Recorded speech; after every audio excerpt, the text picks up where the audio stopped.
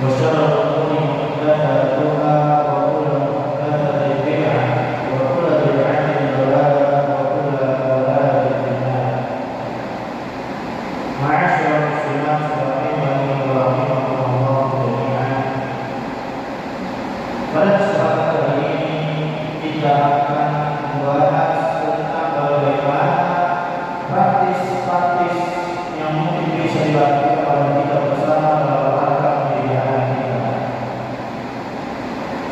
Secara anak-anak harus kita didik di antaranya dengan membina akidah mereka dengan akidah yang benar. Membina mereka untuk memiliki akal yang benar, membina mereka dalam perkara kehidupan bersosial, dan membina mereka agar mereka bisa rajin beribadah kepada Allah.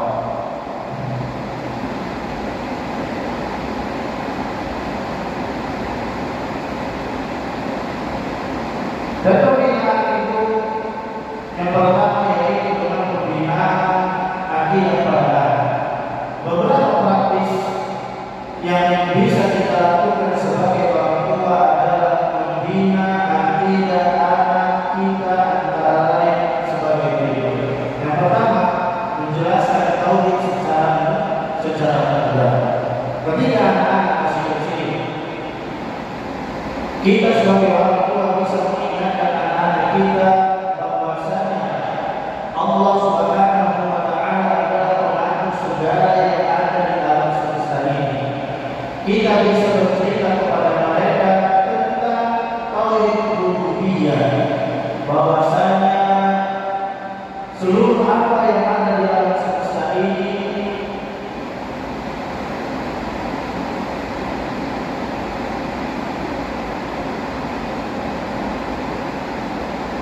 kita bisa cerita kepada mereka tentang tauhid rububiyah, bahwa seluruh apa yang ada di alam semesta ini tidak terjadi begitu saja, melainkan ada yang menciptakan, yaitu siapa? Allah Subhanahu wa Ta'ala.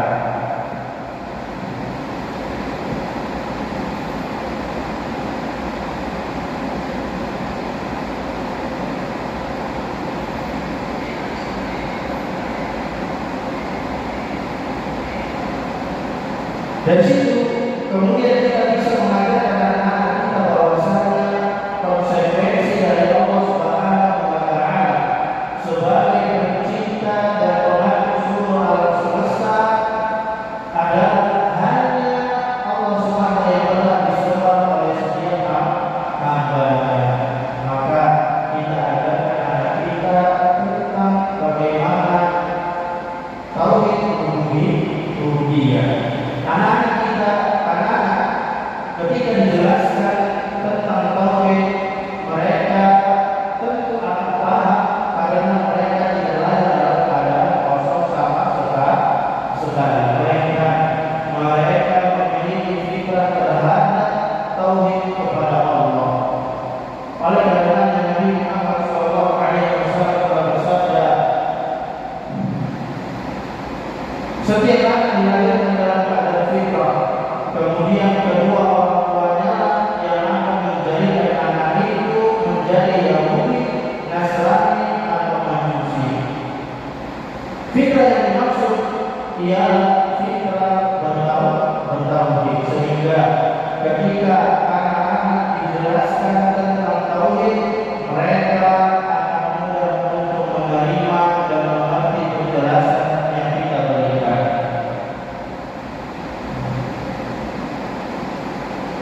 Kemudian yang kedua yaitu berkaitan dengan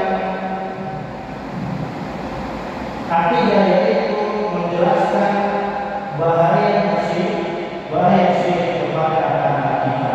Nah, menjelaskan tentang bahaya syirik kepada anak-anak, insya Allah akan lebih mudah lagi. Mengapa demikian? Karena telah kita sebutkan bahwasanya anak-anak itu memiliki fitrah dan logika mereka akan jalan ketika kita memberikan penjelasan. Ketika kita sebagai orang tua menjelaskan kepada anak-anak kita tentang bahaya syirik. Misalnya seperti menjelaskan tentang seseorang yang menyembah mayat, sementara mayat itu tidak bisa berbuat apa-apa. Bahkan orang yang masih hiduplah yang merusak mayat hingga ke kuburannya, maka sang anak pasti akan berpikir dan bisa mengambil kesimpulan tentang buruknya dan bahayanya syirik itu. Banyak yang bisa kita tunjukkan kepada anak-anak tentang bahaya syirik. Di antaranya kita bisa menunjukkan bagaimana sikap sebagai orang yang menyembah sapi, menyembah monyet, menyembah ular, dan bahkan menyembah benda mati seperti batu.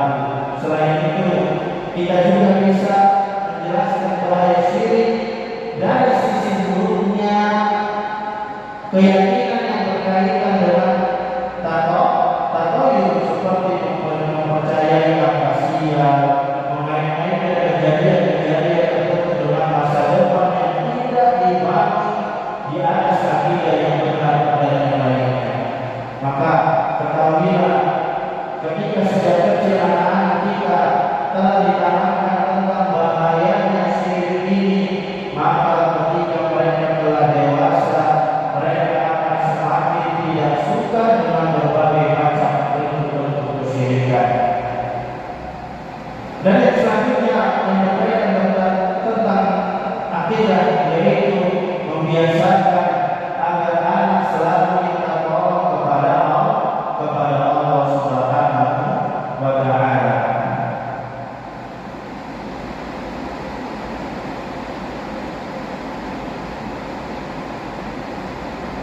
Sebagai orang tua, kita hendaknya mengajarkan kepada anak-anak kita untuk meminta dan berdoa kepada Allah Subhanahu wa Ta'ala apabila mereka menginginkan sesuatu.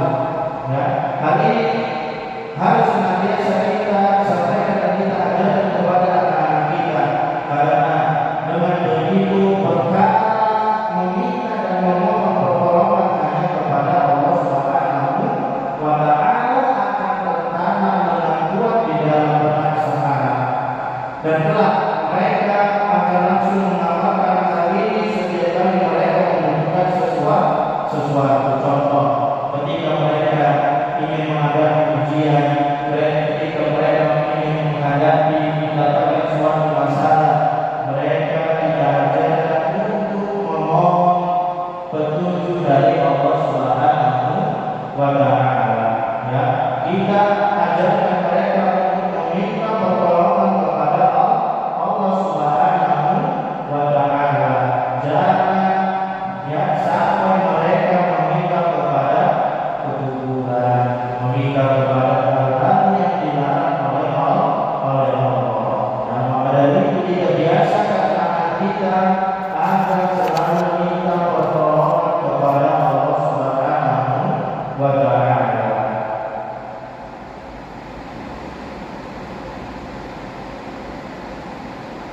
Dan kemudian yaitu yang selanjutnya menanamkan kepada anak kita perasaan senantiasa diawasi oleh Allah Subhanahu wa Ta'ala. Di antara yang bisa kita lakukan dalam membina akidah anak kita, yaitu menanamkan kepada mereka perasaan senantiasa diawasi oleh Allah Subhanahu wa Ta'ala, terutama ketika mereka melakukan kesalahan. Kita bisa mengatakan kepada mereka bahwasanya kita sebagai orang tua mungkin tidak tahu apa yang benar-benar terjadi, akan tetapi Allah Subhanahu wa Ta'ala Maha tahu dan Maha melihat apa yang dilakukan oleh hamba-hamba. Hal ini bahkan bisa kita ajarkan ketika kita sedang bermain dengan anak-anak kita, seperti bermain bola umpet, atau saat bersandiwara, ketika anak kita berkata, "Ayah, aku di mana?" maka kita berkata, "Ayah tidak tahu di mana kamu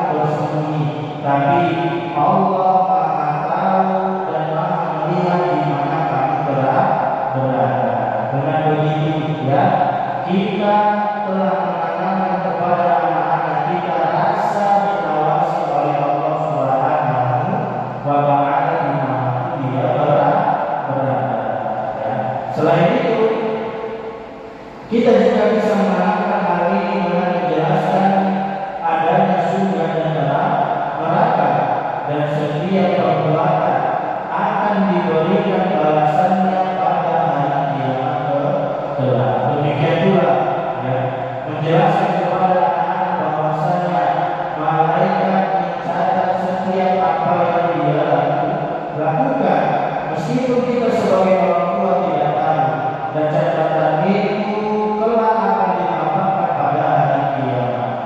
Demikian pula kita bisa memperlihatkan contoh nyata orang-orang yang terkena kasus kriminal.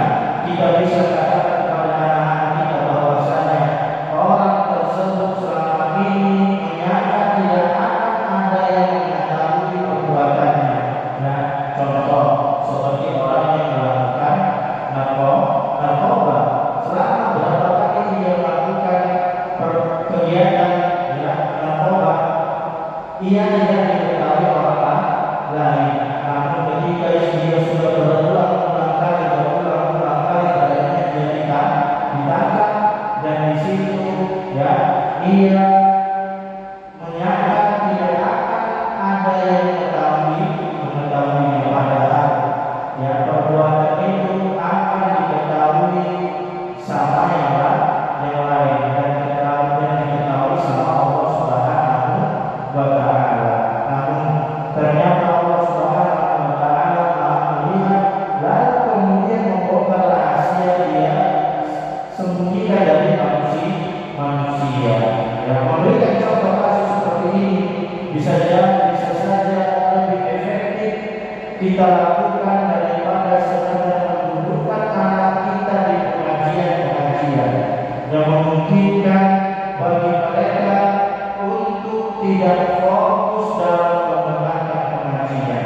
Ya, apalagi yang kita masih berusia kecil, masih 5 tahun, masih 6 tahun, masih aktif-aktifnya bermain, mereka tidak akan bisa diam ketika di dalam pengajian. Dan maka dari itu kita sampaikan kepada mereka dengan seperti ini, dengan hal-hal yang fakta yang ada di sekitar kita. Oleh karenanya ketika kita melihat praktek Nabi Muhammad SAW, sering beliau menyampaikan hadis ketika ada suatu kejadian di hadapan beliau. Dan benar, wahai orang tua, apabila anak kita mendapatkan pengaruh buruk yang lebih banyak daripada peringatan kita terkait hal ini, pasti akan mulai pengaruh. Namun apabila kuantitas pembinaan dan peringatan kita kepada anak tentang hal ini banyak, kemudian memberikan pengaruh kepada akidah mereka, maka secara tidak langsung akan memberikan dampak yang besar, yaitu sang anak akan semakin takut kepada Allah dan merasa tidak ingin mengecewakan orang tuanya, dengan betul-betul merasa diawasi oleh Allah. Maka dari itu kita ajarkan anak-anak kita selalu merasa diawasi oleh Allah Subhanahu wa Ta'ala. Ma'asyiral muslimat rahimani wa rahimakumullah jami'an.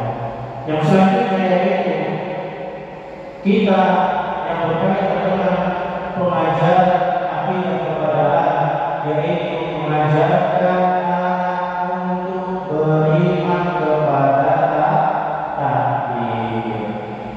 Mengapa mengajarkan kepada anak untuk beriman kepada takdir adalah di antara hal yang penting berkaitan dalam masalah akidah. Sebagai orang tua, kita melihat anak-anak kecewa karena sesuatu tidak sesuai dengan keinginannya, maka ajarkan mereka senantiasa mengatakan qala Allah, semua telah ditakdirkan oleh Allah.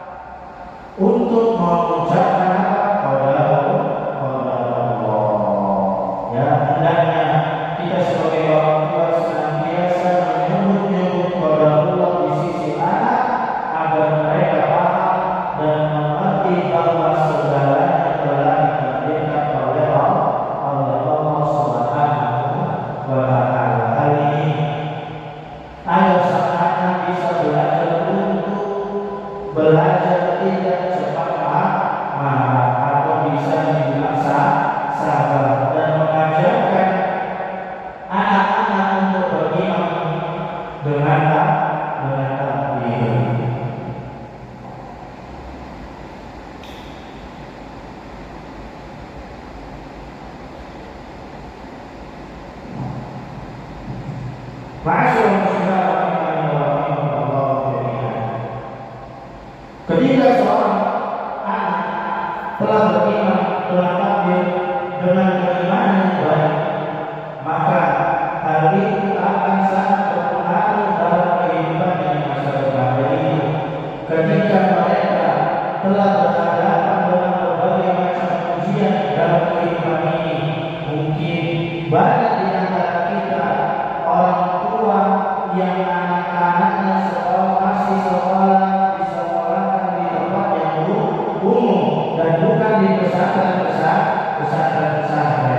Kalau anak-anak yang sekolah di pesantren saja masih perlu diingatkan tentang takdir, maka terlebih lagi bagi anak-anak kita yang sekolah di sekolah umum, yang mana mereka hanya belajar agama saja dalam sepekan, maka saatnya ketika mereka di rumah kita memberi mereka dengan nilai-nilai agama.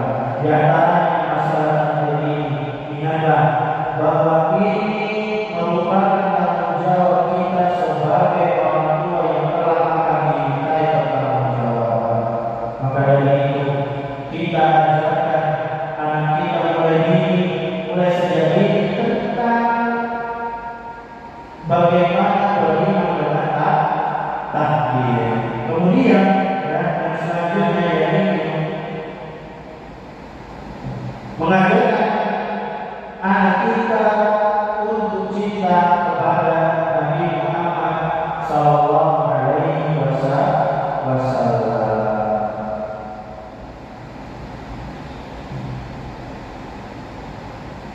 Mengajarkan anak-anak untuk cinta kepada Nabi Muhammad Sallallahu Alaihi Wasallam tentunya kembali kepada diri kita sebagai orang tua, yaitu sejauh mana kita menjalankan sunnah Nabi Muhammad Sallallahu Alaihi Wasallam. Ketika anak-anak melihat kita menjalankan sunnah Nabi Muhammad Sallallahu Alaihi Wasallam, maka di situ kita bisa mengajarkan mereka pula untuk mencintai Nabi Muhammad Sallallahu Alaihi Wasallam dengan menjalankan sunnah beliau. Demikian pula ketika kita bisa membacakan kepada anak-anak tentang sirah Nabi Muhammad Sallallahu Alaihi Wasallam, tentang perjuangan beliau. Ya, sering kita mendengar sebagian ulama menyarankan bagi keluarga yang tidak terlalu agamis, ya, agar membiasakan dalam keluarganya untuk membuat majelis yang di dalamnya kita bisa bacakan kisah-kisah Nabi Muhammad, ya, atau membacakan hadis-hadis Nabi Muhammad, ya. Di zaman sekarang banyak buku-buku, ya, untuk anak-anak yang bisa kita baca ketika mereka belum bisa membaca, ya, bisa kita beli untuk kita kenalkan tentang Nabi Muhammad Sallallahu Alaihi Wasallam. Ketika mereka lagi tenang, kita bacakan sedikit ceritanya.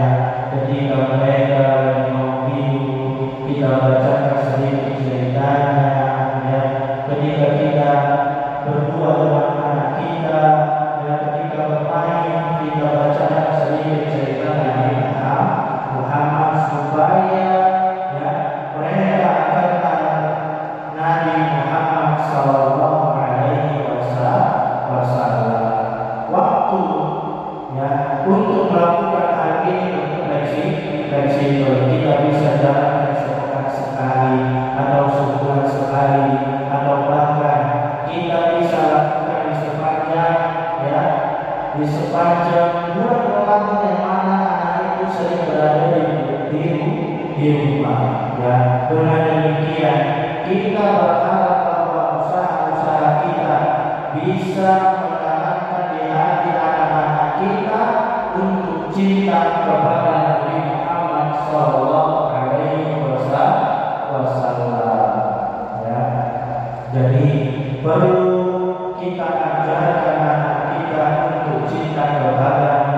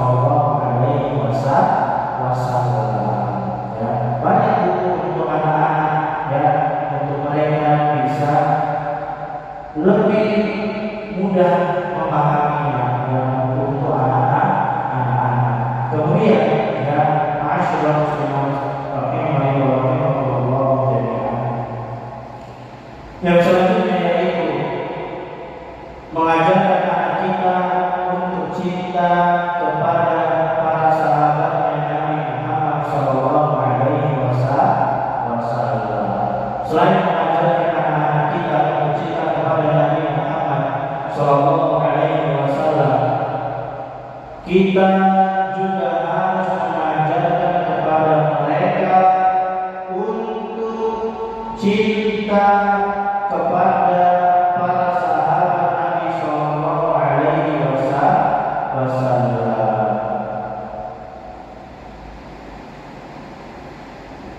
Setiap kali kita melihat ada kesempatan yang bisa kita menyampaikan tentang kisah para sahabat, maka sampaikanlah. Tentunya ada banyak kisah dari para sahabat yang bisa kita sampaikan. Masalah akidah tentunya sangat luas, tapi inilah beberapa yang bisa kita bawakan dalam kehidupan sehari-hari kita dalam pembinaan tauhid kepada anak-anak kita. Yang perlu kita perhatikan sebagai orang tua adalah kuantitas doktrin akidah ini harus kita perbanyak, karena yang demikian akan menjadikan tauhid benar-benar terpatri di dalam hati mereka. Ketahuilah, para orang tua, pendidikan anak di sekolah, di pesantren tentu memberikan pengaruh kepada pribadi mereka. Akan tetapi peran orang tua dalam mengajarkan tauhid kepada anak secara langsung itu akan lebih memberikan pengaruh kepada mereka. Oleh karena itu, setiap kali ada kesempatan untuk kita sampaikan kepada mereka tentang tauhid, tentang kesyirikan, tentang isti'anah, meminta pertolongan kepada Allah dan yang lainnya, maka sampaikanlah, sampaikanlah. Ketika anak-anak kita sejak kecil telah memiliki akidah yang kuat, insya Allah mereka akan selamat di kemudian hari dari berbagai macam fitnah, syubhat dan syahwat. Maka dari itu, kita sempatkan diri kita untuk mengajari anak-anak kita tentang tauhid yang benar, tentang kesyirikan. Maka jangan kita bermalas-malasan untuk tidak mengajari anak kita tentang ini. Yang selanjutnya yaitu pembinaan akhlak anak.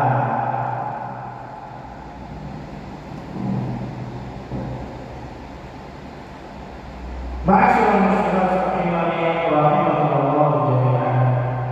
Islam adalah agama yang sangat memperhatikan masalah adab. Lihatlah ketika Nabi Musa alaihi salam dipanggil oleh Allah Subhanahu wa taala di Bukit Tursina, Allah Subhanahu wa taala mengajarkan adab kepada Nabi Musa alaihi salam. Allah Subhanahu wa taala berfirman, "Fa'fa'la na'laika innaka bil wadil muqaddasi tuwa."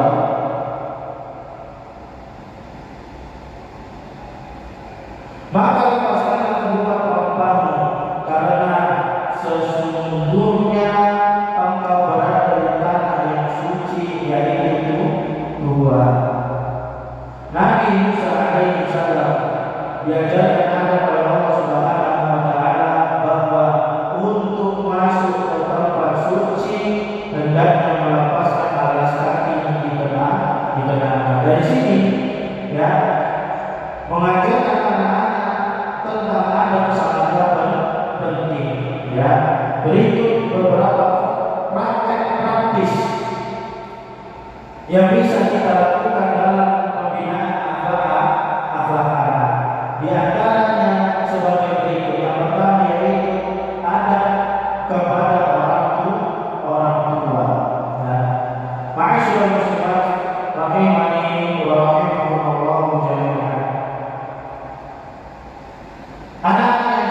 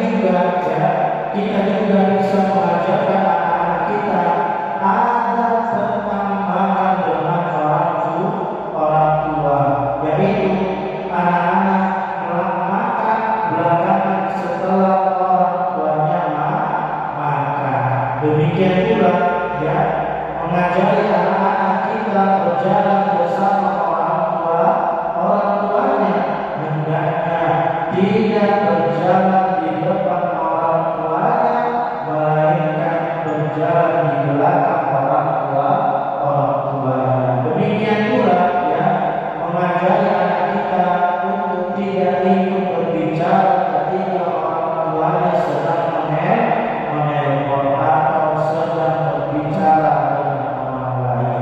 Ini semua ya kita ajarkan kepada anak-anak kita bahwa melanggar tersebut adalah bentuk tidak sopan dan tidak beradab kepada orang tua.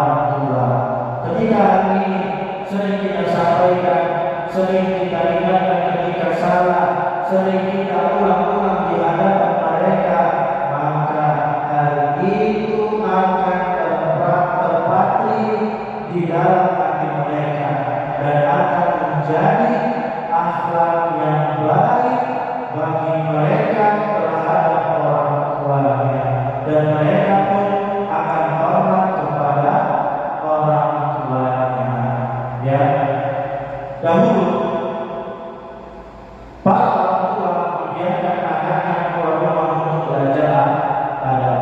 Mungkin dengan melihat orang-orang yang ada di luar sana, namun zaman sekarang ini berbeda. Betapa banyak anak di zaman sekarang ini kita biarkan keluar rumah tanpa memiliki adab yang kuat. Pulang-pulang malah semakin menjadi anak yang buruk adabnya. Ya. Oleh karenanya, ketika orang tua tidak mau mengajari anak-anaknya adab di rumah, maka siapa lagi di zaman sekarang ini yang bisa mengajari mereka tentang adab yang baik? Hendaknya kita sebagai orang tua tidak membiarkan anak kita begitu saja tanpa pembinaan akhlak dan adab yang baik terhadap orang tuanya, sehingga mereka tidak hormat kepada orang tuanya, berteriak dan membentak-bentak orang tuanya, kemudian berlarian seenaknya di hadapan orang tua. Ini semua adalah bentuk akhlak yang kurang baik dan tidak boleh kita biarkan pada anak kita, melainkan harus kita ajarkan adab. Banyak di zaman sekarang anak yang membunuh orang tuanya karena tak diberikan uang, anak membunuh saudaranya karena bergantung tentang uang. Karena itu kita ajari mereka adab kepada orang tua, dan supaya anak kita memiliki adab yang baik kepada orang tua. Anak-anak yang seperti itu mereka tidak mendapati ajaran dari orang tua yang adab-adab yang baik. Maka dari sekarang kita sebagai orang tua, kita ajari anak-anak kita tentang akhlak dan adab kepada orang tua dan sesama muslim. Ya. Kemudian adab ya kepada keluarga dekat. Adab kepada keluarga dekat juga perlu kita ajarkan, terutama kepada pamannya, bibinya, kakeknya, dan neneknya. Apabila ini kita tidak ajarkan kepada anak kita, bisa-bisa anak-anak kita tumbuh dengan sikap yang kurang beradab kepada mereka. Ya, maka dari itu kita sebagai orang tua ya harus mengajari mereka tentang adab kepada keluarga dekat. Terlebih lagi kita sebagai orang tua tidak menghargai saudara kita sendiri.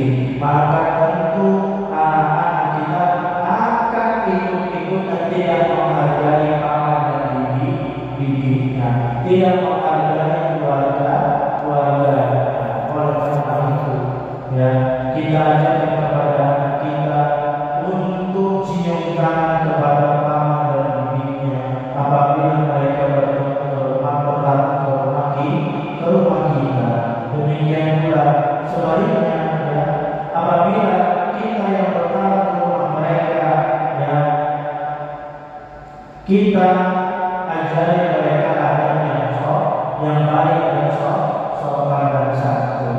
Ya, apabila bapak dan ibu bertamu, maka kita ajarkan kepada anak kita untuk berusaha memuliakan mereka dengan menunjukkan berbagai macam kue atau minuman kepada bapak atau ibunya atau keluarga dekatnya. Ya, maka dari itu ya kita harus mengajarkan anak-anak kita ya, adab kepada orang-orang dekat kita, sebagaimana kita beradab kepada mereka. Ya. Kemudian yaitu kita ajari adab kepada ini harus saja kita lakukan di depan anak-anak kita, ya, supaya mereka dapat melakukan, ya, dapat menjadikan tamu sebagai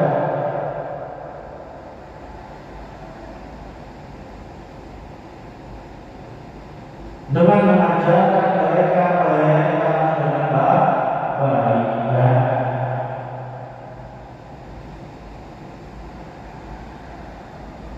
Ketika ada tamu, ya, kita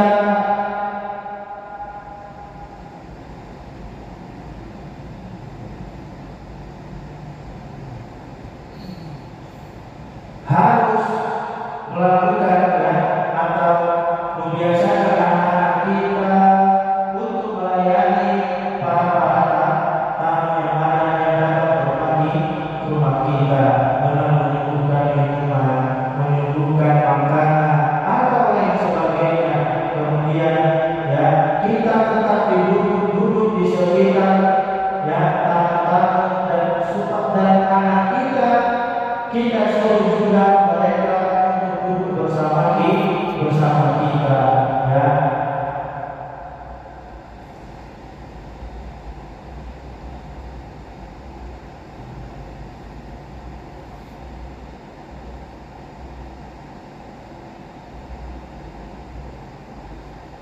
Oleh karena itu, apabila kita bisa menghidupkan hal yang sama dengan apa yang berlaku, ya, maka tentu itu sangat baik. Ketika kita bisa berbicara, ya, berbicara dengan mereka, anak kita tidak kita suruh mereka untuk di luar, atau kita ajarkan mereka untuk bergabung dengan kita, ya, supaya mereka dapat memuliakan tamu, ya, maka kita ajari adab kepada tamu. Ini sangat penting.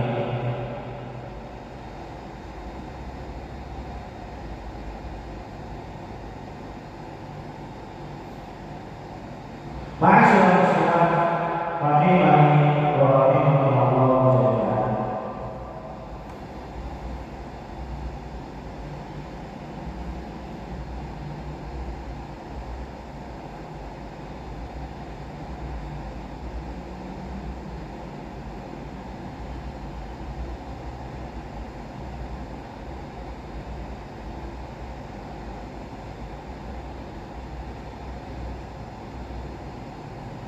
Ada yang selanjutnya yang harus kita kerjakan atau kita lakukan, ya, untuk mengajari anak kita, yaitu adab dalam berpakaian. Di antara bentuk pembinaan dalam adab berpakaian adalah kita mengajarkan kepada anak laki-laki kita untuk tidak memakai celana di atas lutut. Adapun bagi anak perempuan untuk tidak mengenakan pakaian yang terlalu terbuka atau khusus.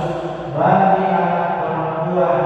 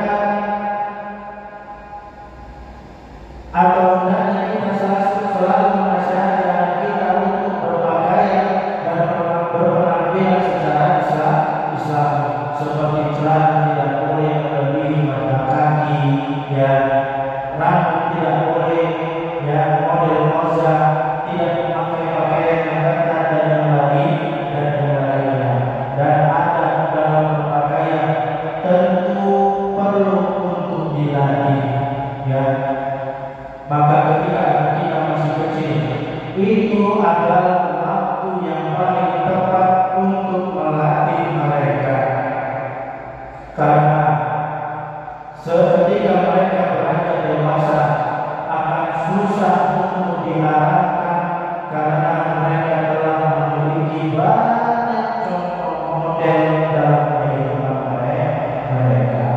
Ya, jadi kita ajarkan adab dalam berpakaian kepada anak kita sejak dini.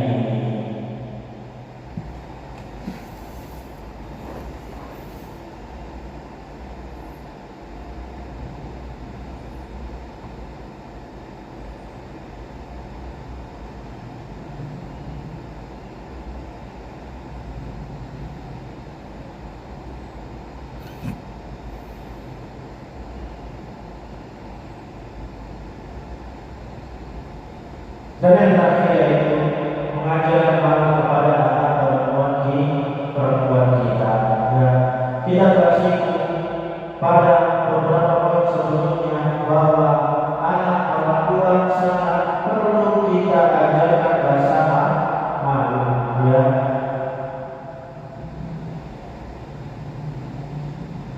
Pepatah pernah berkata, ya, sesungguhnya Allah menghiasi wanita dengan rasa malu. Kita bisa mengajarkan anak perempuan kita memiliki rasa malu sejak di antaranya dengan mengajarkan kepadanya untuk tidak membiasakan diri dengan mengobrol, ya, dengan laki-laki yang bukan mahramnya atau memiliki hubungan kerabat. Di antaranya juga dengan cara memintanya untuk tetap di dalam kamarnya, ya, apabila ada tamu. Bukan kemudian malah berjalan ke sana kemari di hadapan tamu tanpa rasa malu. Apabila anak perempuan telah diajarkan untuk memiliki rasa malu ketika dia telah dewasa dan telah bersuami, maka dia akan menjadi wanita yang akan merasa malu apabila melukai hati suaminya, malu jika membuat marah suaminya, dan telah dia masih menjadi wanita yang taat kepada suaminya. Ya, membiarkan anak wanita tidak diajarkan rasa malu sejak dini, maka